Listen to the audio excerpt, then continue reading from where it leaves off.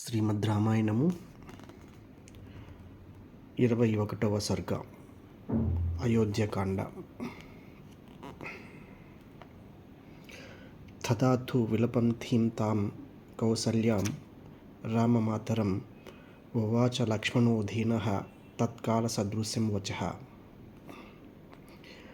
శ్రీరామ జనని అయిన ఆ కౌసల్యాదేవి ఆ విధముగా పరితపించుచుండగా లక్ష్మణుడు దైన్యముతో సమయోచితముగా ఇట్లు అనెను.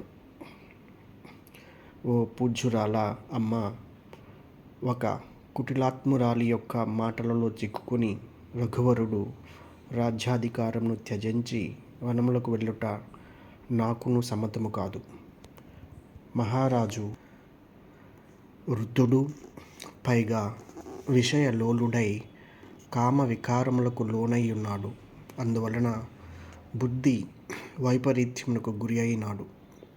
ఈ స్థితిలో కైకేయి దుర్బోధలకు వశుడై ఉన్న ఆ మహారాజు ఇంతకంటే ఏమి మాట్లాడగలడు? శ్రీరాముడు ఈ రాజ్యం నుండి వనములకు పంపబడుటకు గల కారణమేదియూ నాకు కనబడట్లేదు. అతడిట్టి రాజద్రోహమునకును ఒడిగట్టలేదు, ఎట్టి అపరాధమును చేయలేదు. రాముని ఎడ శత్రుభావము గల వానిని గాని, రామునిచే నిరాదరింపబడిన వానిని గాని ఈ లోకమున ఎవడైనను ఆయన చేసిన దోషము ఇది అని రాముని పరోక్షమున సైతము పలికిన వానిని గాని నేను ఇంతవరకును చూడలేదు. శ్రీరాముడు దైవతుల్యుడు, త్రికరణ శుద్ధి గలవాడు, ఇంద్రియ నిగ్రహము గలవాడు, శత్రువులకును ప్రియమైనవాడు, ధర్మమూర్తి, ధర్మబుద్ధి గలవాడెవడైనను ఇట్టి గుణవంతుడైన పుత్రుని నిష్కారణముగా త్యజించునా? మరల బాల్యమును పొందిన వాని వలె విచక్షణా జ్ఞానము లేనట్టి రాజు యొక్క ఈ మాటను రాజనీతి నెరిగిన ఏ కుమారుడు పాటించును? ఓ రఘునందన, ఈ వనవాస విషయము ఎవరికిని తెలియకముందే నా సహాయంతో ఈ రాజ్యాధికారమును చేజిక్కించుకొనుము. అన్న ధనుర్ధారినై నేను నీ పక్కన నిలిచి నీకు అండగా ఉండగా యుద్ధ సన్నద్ధుడవై మహాకాలుని వలె స్థిరముగా ఉన్న నిన్ను ఎదిరింపగలవాడెవడు? ఓ నరశ్రేష్ఠ రామ, మనకు వ్యతిరేకంగా ఎవరైనను అడ్డు వచ్చినచో నా వాడి బాణములచే ఈ అయోధ్యను పూర్తిగా నిర్మానుష్యమునర్చెదను. ఈ విషయమున భరతుని పక్షము వహించు వారిని లేక అతని హితము గోరు వారిని అందరినీ మట్టుపెట్టెదను. ఏలనన మెత్తని వారిని అందరూ మొత్తుదురు గదా. కైకేయి ప్రేరణ కారణముగా మన తండ్రి దుష్టుడై మనకు శత్రువైనచో అతనిపై మమకారము వీడి ఆయనను చంపుట గాని కనీసం బంధించుట గాని చేయవలెను. తండ్రియే అయినను గర్వితుడై యుక్తాయుక్త విచక్షణను కోల్పోయి పెడదారి పట్టినప్పుడు అతనిని శాసించియే తీరవలెను. ఓ నరోత్తమ రామ, నీకు చెందిన ఈ రాజ్యమును రాజు ఎవరి బలమును జూచుకుని ఏ కారణముగా కైకేయికి కట్టబెట్ట జూచుచున్నాడు? ఓ అరిశోధన, నీ తోడను నా తోడను ఇంతటి తీవ్ర వైరమును బూని భరతునకు రాజ్యమును అప్పగించుటకు ఈయనకు ఎన్ని గుండెలు? మరలా లక్ష్మణుడు కౌసల్యతో ఇట్లనెను. ఓ తల్లి, అన్నయగు శ్రీరాముని ఎడ నిజముగా నాకు గల ప్రేమ అపారము. అతడు నాకు ప్రాణతుల్యుడు. నా ధనస్సు పైనను దాన ధర్మములు, దైవ సేవలు మొదలగు పవిత్ర కార్యముల మీదను ఒట్టు పెట్టుకుని చెప్పుచున్నాను.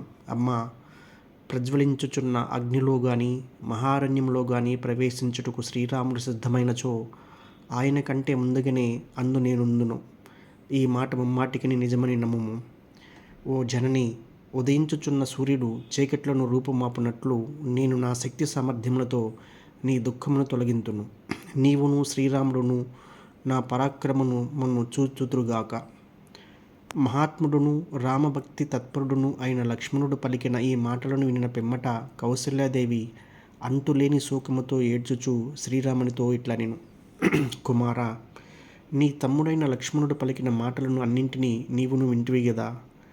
ఇక అనంతర కార్యమును నీ ఇష్టానుసారముగా నడిపింపుము. నాయనా, నా సవతేకు కైకేయి పలికిన అధర్మ వచనములను విని శోకమున మునిగి ఉన్న నన్ను ఇచ్చట విడిచి నీవు అరణ్యములకు వెళ్ళుట యుక్తము కాదు. కుమారా, నీవు ధర్మములను బాగుగా ఎరిగిన వాడువు, ధర్మమూర్తివి. నీవు ధర్మమును ఆచరింపదలిచినచో ఎచ్చటనే ఉండి నన్ను సేవింపుము. ఆ విధముగా మాతృసేవా రూపమున ఉత్తమ ధర్మమును ఆచరింపుము. నాయన, కశ్యపుని పుత్రులలో ఒకడు ఇంటనేయుండి నియమా నిష్ఠాజీవనుడై మాతృసేవ అనేది మహా తపస్సును చేసి తత్ఫలితంగా సద్గతిని పొందెను. మహారాజు గౌరవపూర్వకంగా నీకు పూజ్యుడైనట్లే నీ తల్లినైన నేనును నీకు పూజ్యురాలను. నీ వనవాసమునకు నేను అనుమతింపను కనుక నీవు వనములకు వెళ్ళదగదు. రామా, నీవు నా కనుల ఎదుట లేనప్పుడు నాకు సుఖమెక్కడిది? ఆ స్థితిలో నేను జీవించి ఉండవలసిన పని ఏమి? నీతో గూడి నేనును వనములలో కందమూలమును భక్షించుచు కాలము గడుపుటయే నాకు మేలు. శోకముతో కుమిలిపోవచ్చున్న నన్ను విడిచి నీవు వనములకు వెళ్ళినచో నేను ప్రాయోపవేశము చేసేదను. ఏలనన్నా నీవిచ్చట లేనిచో నేను జీవించి ఉండజాలను. కుమార, తల్లికి దుఃఖము కలిగించుట ద్వారా అధర్మమును ఆచరించి నదీనాథుడైన సముద్రుడు లోక ప్రసిద్ధమైన బ్రహ్మహత్య వలన కలుగు నరకయాతనకు గురి అయ్యెను. నీవును నన్ను దుఃఖముల పాలు చేసి అరణ్యములకు వెళ్ళినచో సముద్రుని వలె నీకును దుఃఖములు సంభవించును. ఆ విధముగా కౌసల్యమాత ధైన్యముతో విలపించుచుండగా ధర్మాత్ముడైన శ్రీరాముడు ధర్మబద్ధముగా ఆమెతో ఇట్లు అనెను. అమ్మా, తండ్రి ఆజ్ఞను జవదాటుటకు నేను అశక్తుడును. శిరసా నీకు ప్రణమిల్లుచున్నాను. నేను వనములకు వెళ్ళుటకే సిద్ధముగా ఉన్నాను. దయతో అనుమతింపుము. ఖండుడు అను మహర్షి గొప్ప విద్వాంసుడు, వ్రతదీక్షా దక్షుడు, ధర్మ రహస్యములను బాగుగా ఎరిగినవాడు. అయినను తండ్రి ఆజ్ఞను తలదాల్చి గోహత్యను గావించెను. నా వనవాసము తండ్రి ఆజ్ఞ కదా. పూర్వము మన వంశమునికే చెందిన సగరుని పుత్రులైన సాగరులు తమ తండ్రి ఆనతిని అనుసరించి భూమిని త్రవ్వుచూ మృత్యువు పాలైరి. జమదగ్ని కుమారుడైన పరశురాముడు తండ్రి ఆనతి మేరకు తన తల్లి అయిన రేణుకాదేవి శిరమును అరణ్యమునందు స్వయముగా గండ్రగొడ్డలితో ఖండించెను. అంతేకాదు, వీరి వలనే దైవతుల్యులైన తదితరులు పెక్కుమంది తండ్రుల ఆజ్ఞలను అనుసరించి నడుచుకునిది. పిత్రాజ్ఞ కాదనరానిది కావున మా పితృపాదుల తృప్తికై నేను వనములకేగెదను. అమ్మ, తండ్రి ఆజ్ఞ ఎట్టిదైనను దానిని పరిపాలించు వారిలో కేవలము నేనొక్కడును మాత్రమే కాదు, నేను పేర్కొనిన ఈ మహాత్ములందరూ కలరు. తల్లి, నేను అనుసరించుచున్న ఈ పద్ధతి పూర్వులు ఆచరింపనిదియు కాదు, పూర్వాచారమునకు విరుద్ధము కాదు. నేను నీ మాటను కాదనటయు కాదు. ధర్మాత్ములైన ప్రాచీనులందరూ దీనిని అంగీకరించిరి. వారి మార్గమునే నేనును అనుసరించుచున్నాను. జనని, ఈ లోకమున ప్రతి వ్యక్తియు పితృవాక్య పరిపాలన చేసియే తీరవలెను. అందులకు విరుద్ధముగా నేనేమీనూ చేయుటలేదు. తండ్రి మాటను శిరసావహించిన వాడెవడును ధర్మము నుండి పతనము కాడు.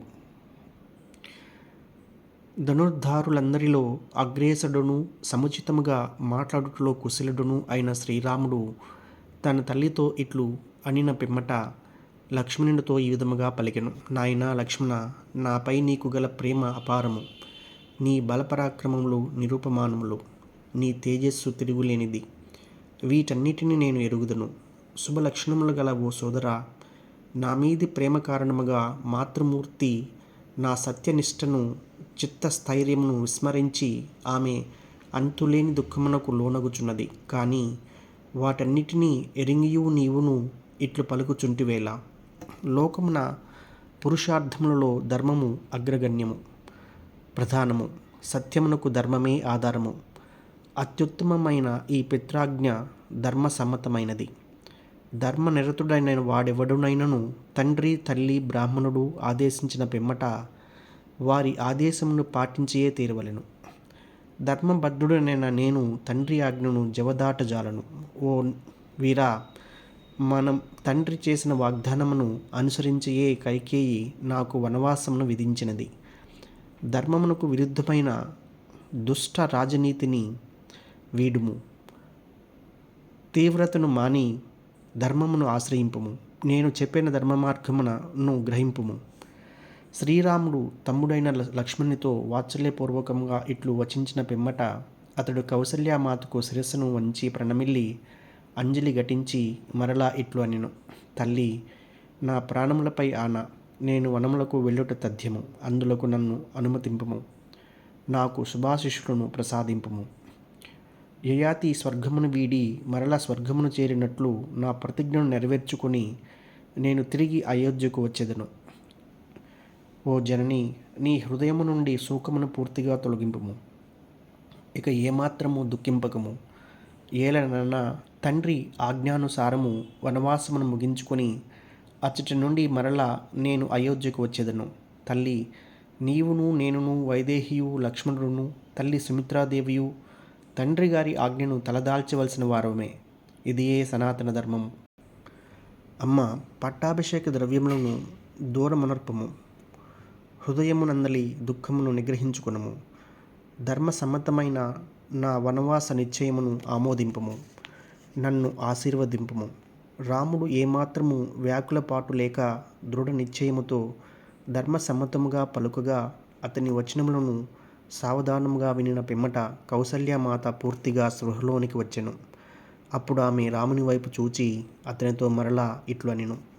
కుమారా, స్వధర్మమును బట్టియు సౌహార్దమును అనుసరించియు నీకు నీ తండ్రి వలె నేనును ఆదరణీయురాలను. నీ వనవాస గమనమునకు నేను అనుమతింపను. దుఃఖమున మునిగియున్న నన్ను ఈ విధముగా వదిలి వెళ్ళుట నీకు తగదు. నాయన శ్రీరామ, నీవు నా ఎదుట లేనప్పుడు నాకు ఈ జీవితంతో గాని స్వజనులతో గాని ఏమి ప్రయోజనము? పితృలోకమున ప్రాప్తించు స్వధతో గాని స్వర్గ ప్రాప్తి వలన లభించు అమృతంతో గాని ఏమి లాభము? సమస్త ప్రాణికోటి వలనను రాజ్య సంపదల చేత లభించు సర్వ సుఖముల కంటేను క్షణకాలమైనను నీవు నా కాడ నుండుట మిక్కిలి ఆనందదాయకము. కారడవులలో వేటగాండ్రు తమ సాధనములతో అడ్డగించుచున్న నను ఒక మహాగజము తాను వెళ్ళుచున్న మార్గమును విడువక పురోగమించుచున్నట్లు శ్రీరాముడు తల్లి యొక్క కరుణాపూరిత విలాప వచనములను వినియు తన దృఢ సంకల్పమును ఏమాత్రము వీడలేదు. ధర్మనిష్ఠాపరుడైన ఆ రాముడు నిస్పృహకు లోనయ్యున్న తల్లితోడను ఆర్తితో మిక్కిలి పరితపించుచున్న లక్ష్మణితోడను ఇట్లు ధర్మవచనములను పలికెను. ఆ పలికిన తీరు స్థితప్రజ్ఞుడైన శ్రీరామునికే చెల్లును. ఓ లక్ష్మణ, అనుక్షణము నీవు నా ఎడ కలిగియుండు భక్తి ప్రవృత్తులను నీ పరాక్రమమును నేను ఎరుగుదును. నా అభిప్రాయమును సరిగా గ్రహింపక నీవును తల్లివలే నాకు ఎందుకు వ్యధ కలిగించుచున్నావు? నాయనా లక్ష్మణ, ధర్మార్థ కామ ఫలములన్నీయును ధర్మమును ఆచరించుట వలననే సిద్ధించును. ఇందు సంశయము లేదు. ధర్మము ధర్మపత్ని వంటిది. అనుకూలవతి అయిన భార్య వలన ధర్మార్థ కామములు మూడును నెరవేరును. ఆమె ధర్మపత్నిగా అతిథి సత్కారములు మొదలగు ధర్మ కార్యాచరణములకు తోడ్పడును. ప్రియపత్నిగా ఆయన కోరికలను ఈడేర్చును. పుత్రవతి అయి ఉత్తమ లోకప్రాప్తికి సాధకురాలగును. ధర్మార్థ కామ ఫలములు అభిలషణీయములే, కానీ అవి ధర్మ విరుద్ధములైనప్పుడు వాటిని పరిత్యజింపవలెను. కేవలము అర్ధపరాయణము ధనార్జనకై ప్రాకులాడుట ద్వేషింపదగినది. అట్లే కామాతురత్వము నిందార్హము. కావున ధర్మపరమైన కార్యమునే ఆచరింపవలెను. మహారాజు మనకంటేనూ పెద్దవాడు, జ్ఞానవృద్ధుడు, వయోవృద్ధుడు. పైగా అతడు మనకు తండ్రి, అంతేకాదు గురువు కూడా. కావున అతడు మనకు మాన్యుడు. ఆయన క్రోధము వలన కానీ సంతోషాతిరేకముచే కానీ కామ ప్రవృత్తిచే కానీ ఆదేశించిన కార్యము అది ఎట్టిదైనను దానిని మనము ఆచరింపవలసినదే.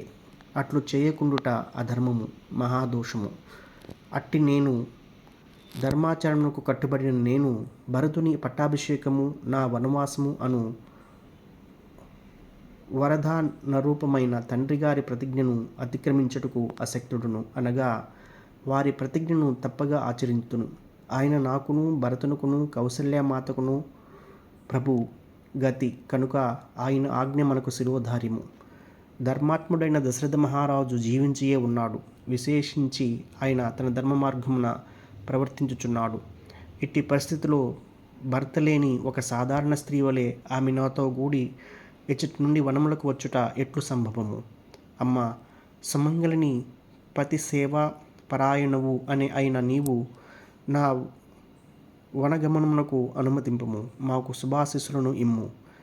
నా వనవాస దీక్ష ముగియగనే యయాతి తన సత్య ప్రభావముచే మరలా స్వర్గమునకు చేరినట్లు నేను అయోధ్యకు రాగలను. మాత, కేవలము రాజ్యాధికారము కొరకు మహాఫలస్వరూపమైన కీర్తి ప్రతిష్టలను పోగొట్టుకునజాలను.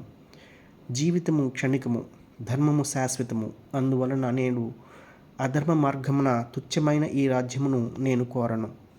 నరశ్రేష్ఠుడైన శ్రీరాముడు దండకార్యములకు వెళ్ళుటకే నిశ్చయించుకుని వాడై నిబ్బరముతో తల్లిని ప్రసన్నురాలినిగా చేసుకొనుచు ధర్మస్వరూపమును దాని రహస్యములను తల్లికిని లక్ష్మణుడుకును విపులముగా వివరించెను. పిదప అతడు తన హృదయమునందే తల్లికి ప్రణతులు చెల్లించెను. అయోధ్యకాండ 21వ సర్గ సమాప్తము.